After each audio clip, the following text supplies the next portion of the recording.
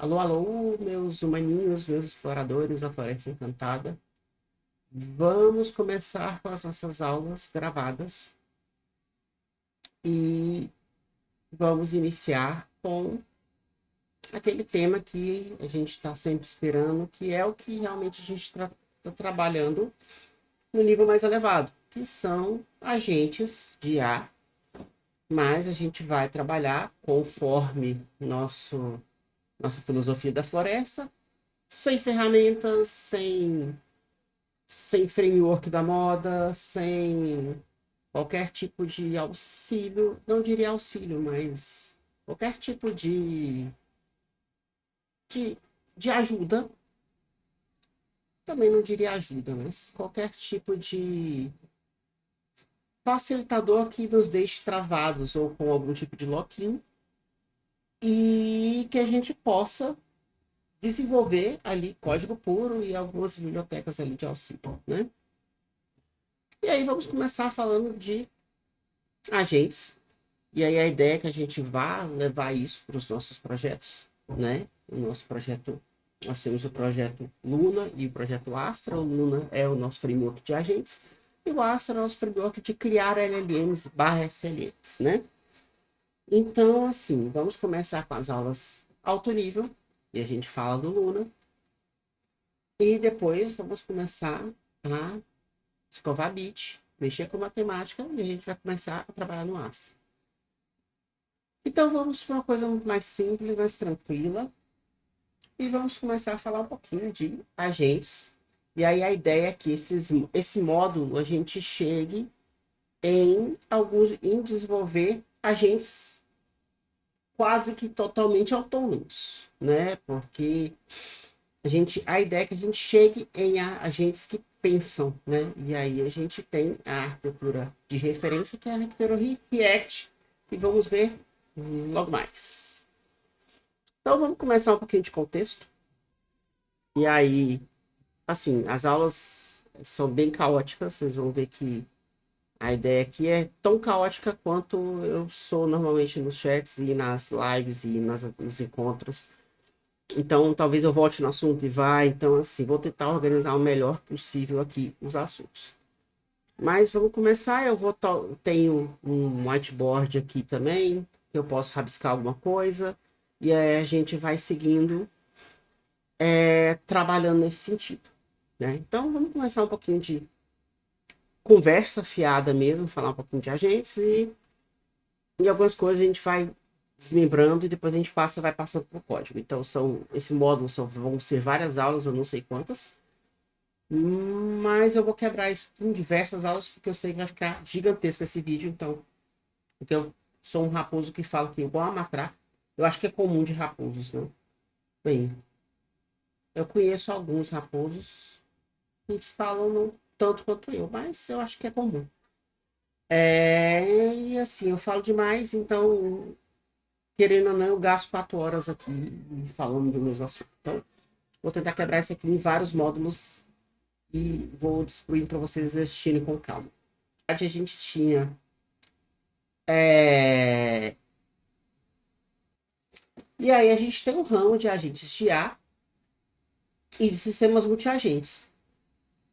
Nessa, no início, a gente tinha duas classificações de agentes de A. A gente tinha os sistemas multiagentes, que basicamente um agente de A é o quê? É um agente que executa uma ação automatizada baseado em uma regra, né? E aí vem um papo meio, não diria aleatório, mas é um papo meio que filosófico, que principalmente cientistas de dados, eu não vou falar ferramentinhas, mas cientistas de dados mais novos que acham que IA é a partir de machine learning. Se não tem machine learning, se é um sistema de regras, de decisão por regras, não é IA. Na verdade, né? Os primeiros sistemas de agentes eram regras duras, eram regras fixas que decidiam sobre alguma coisa. E a gente tinha sistemas multiagentes, que eram orquestradores de vários agentes que tomavam decisões a partir de uma heurística, por exemplo, uma métrica, não uma métrica, mas um indicador, por exemplo, ou até um caminho probabilístico, e isso era uma decisão não supervisionada, assim, não tinha ninguém atuando sobre a decisão desse agente, ele não esperava uma pergunta, uma resposta. Então, assim, a gente começa a ter sistemas que controlam agentes que executam ações sozinhos de uma certa forma, com uma certa inteligência, por isso que está dentro do ramo da IA. E também a gente tinha a ideia dos sistemas especialistas. O que é o sistema de especialistas? Basicamente é um sistema que conhece muito sobre um tema, e aí, para ele conhecer muito sobre esse tema, ele tem documentos, informações sobre esse tema, e aí ele tem um mecanismo que a gente chama de máquina de inferência, que é um mecanismo que faz uma busca nesses documentos, mas ele faz uma busca e ele toma inferências lógicas. Então, nesse tipo de sistema especialista, a gente tinha a ideia de que os documentos eles não deveriam ser documentos textuais, por exemplo. Era o quê? Eram assertivas lógicas ou proposições lógicas que a gente colocava dentro do sistema acerca de um tema específico, e aí a máquina de inferência conseguia julgar a partir dessas informações. Né? E aí a gente evoluiu isso com a ideia de chatbots que, de certa forma, os chatbots, dependendo de como eram construídos, né? E a gente tem muitos chatbots ali baseados em regras, chatbots puramente machine learning, depois puramente deep learning, né? E aí eles também tinham uma certa máquina de inferência ali que poderia relativamente responder corretamente. E aí a gente entra no outra seara, que eu não coloquei no slide, que são os sistemas question answering, né? Perguntas e respostas, que era basicamente aqueles sistemas de FAQ, que não seria FAQ, mas seria como se eu tivesse. Imagina quem quer ser o milionário do Luciano Huck, por exemplo, né? Ou por exemplo, o Jeopardy lá dos Estados Unidos. Então, assim, é basicamente um sistema que você pergunta e ele sabe responder em um determinado assunto. E aí a gente poderia voltar isso para os sistemas especialistas também. Então, a gente tem esse tipo de sistemas e tem os chatbots. Né? E aí, o que acontece? A gente une as duas coisas, um sistema de perguntas e respostas ou uma máquina de referência com uma estrutura de conversa, a gente tem o que a gente tem hoje em dia, que são os copilotos. E aí a gente entra exatamente na nossa evolução, que são os LLMs. Obviamente, a gente chegou num ponto onde que basta um modelo baseado em deep learning, baseado em uma arquitetura de redes neurais que consegue não só fazer às vezes de uma máquina de inferência, como um sistema de question answering. E aí o que a gente vai ter é um chatbot melhorado, que a gente acaba chamando de copiloto hoje em dia, pois ele, em teoria, nos entende, quer dizer, na prática nos entende e responde acerca de um tema. E aí que vem a ideia do agente de IA que nós trabalhamos hoje, né? E aí a gente também tem um conceito um pouco errado, que a gente considera qualquer coisinha que faça uma certa automação como agente de IA. É errado e não é. Por quê? Primeiro a gente vai ter fluxos de automação. Se a gente for olhar uma área que está morrendo e todo mundo está virando engenheiro de IA, é a área de RPA, né? O tal do Robot Process Automation. Né? É uma automação, é um robô que automatiza um processo. E esse processo são vários passos que são executados e dentro desses passos existe uma tomada de decisão. E esses são os nossos fluxos de automação. O que a gente tem hoje é que o fluxo de automação lá do RPA, a gente pluga um motor de inferência, ou que a gente pode chamar de um cérebro, que seria um LLM, né? A IA que todo mundo fala. Né? Por quê? Porque aí o fluxo de automação ele pode ou processar uma informação e ter uma resposta sem passar por um determinado caminho de uma busca por um processo que demoraria um certo tempo e cortar esse caminho passando por um processador, um decisor que consegue te responder sobre aquelas informações que o fluxo te retornou, né? E aí, como que a gente tem o fluxo de automação? A gente ainda tem o fluxo de automação que ele toma decisões por regras duras, ou seja, ele tem uma regra. Ah, ele chegou nesse ponto aqui, e agora? Eu peguei lá o documento lá no repositório, lá no drive de rede da secretária, e agora eu tenho duas opções. Eu tenho que pegar esse documento e se ele for uma petição, eu mando para o advogado. Se for uma requisição, eu mando, por exemplo, para o contador, para alguém de outra parte do escritório. Né? Então, é uma regra. Ele vai buscar essa informação no documento. Provavelmente vão ter palavras-chave, ele vai buscar. Né? E aí vai decidir qual é o caminho esse fluxo vai tomar. Né? E aí, novamente, a gente entra no ramo da IA. Isso aqui é uma IA? É IA porque ele toma uma decisão. E ainda, além de ser IA, a gente pode também utilizar o que a gente chama de NLP clássica, que é basicamente usar métodos ali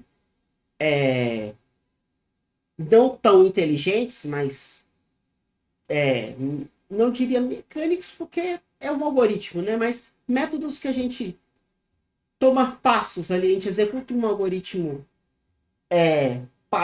um algoritmo mais fixo ali para obter informações de um documento textual, por exemplo. Né? E aí a gente pode também ter fluxos que utilizam motores de inferência, máquinas de inferência. Né? E aí o que eu coloquei aqui? Que a gente não tem mais máquina de inferência. Agora a gente tem o LLM.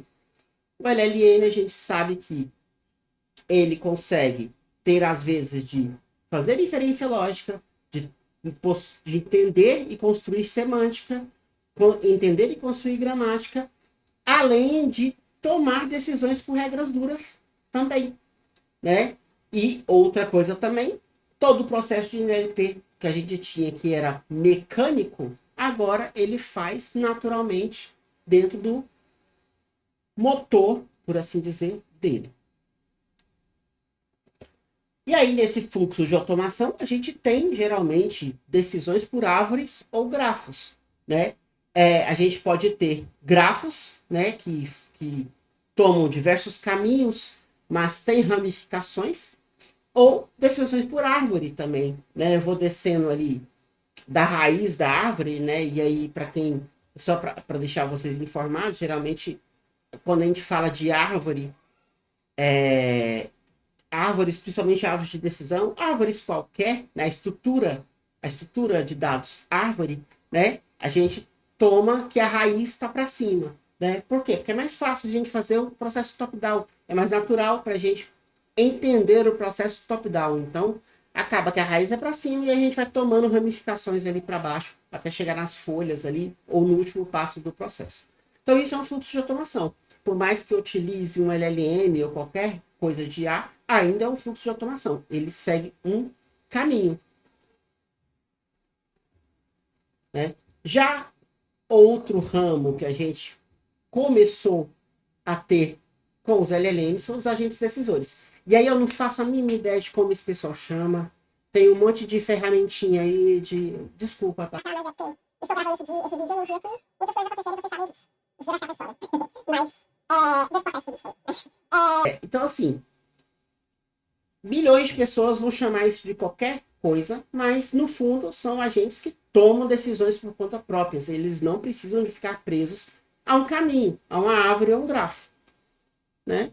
E aí, qual que é a ideia? A ideia, basicamente, eu chego pro meu cérebro, né, pro LLM, e falo assim, olha, toma aqui, você tem essas ferramentas aqui para você executar. E aí, ferramentas que eu falo é o quê? São as nossas tools. Eu posso conectar no Google Drive, eu posso conectar no Google Calendar, eu posso pegar uma informação lá no CRM, no ERP da empresa, né? Pegar e conectar numa API que busca informações de clima para poder tomar uma decisão sobre rota, por exemplo, de entrega, por exemplo. Então, assim, são as minhas ferramentas. Né? E aí eu entrego isso para o meu cérebro e eu falo assim, olha, você vai trabalhar usando isso daqui. E aí eu decido, olha, qual que é seu nível? Você vai ser especialista, vai ser generalista, vai entender só disso daqui? E aí tudo isso, como a gente sabe, é o nosso contexto. A gente vai dizer para o motor, para a LLM, que o que ela vai fazer. E claro, né? Para vocês trabalharem com agentes, vocês precisam só de saber disso, que eu vou escrever para a LLM como se fosse mágica, e aí ela vai entender e vai responder de acordo, né? Obviamente, a gente não está aqui para falar de mágica, porque nem na floresta tem mágica desse jeito, tudo tem uma explicação. A gente sabe por que isso acontece no LLM, mas nos outros anos das aulas a gente vai começar a entrar mais a fundo nisso, né? Porque a gente dá um contexto e o LLM entende, né? Então, existem explicações e, novamente, né, para explicar esse tipo de coisa, eu preciso de descer no nível matemático e preciso de explicar coisas como, por exemplo, álgebra linear, espaço fatorial, isomorfismos, coisas que, aparentemente, a bolha do LinkedIn acha que é inútil. Ok. Né? Isso vai ficar no vídeo porque realmente